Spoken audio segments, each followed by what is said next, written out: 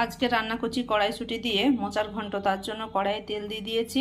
এখানে জিরে আর শুকনো লঙ্কা একটু ফোড়ন দিয়ে দিচ্ছি। এতে গ্রেট করা আদা একটু দিয়ে দিচ্ছি। আদাটা ভাজা হয়ে গেছে, এরপরে এতে টমেটো কুচিটা দিয়ে দিচ্ছি। এর সাথে নুন, কাশ্মীরি লঙ্কার গুঁড়ো, হলুদ গুঁড়ো আর ভাজা মশলা দিয়ে দিচ্ছি। ভাজা মশলাতে আছে ধনে, জিরে, গোলমরিচ, শুকনো লঙ্কা আর মৌরি একটু শুকনো খোলায় ভেজে ওটা রোস্ট করা আছে। মশলাটা ভাজা হয়ে গেছে, এরপরে এতে নুন হলুদ দিয়ে ভেজে রাখা আলুগুলো দিয়ে দিলাম। এতে একটু ড্রাই নারকেল দিয়ে দিচ্ছি।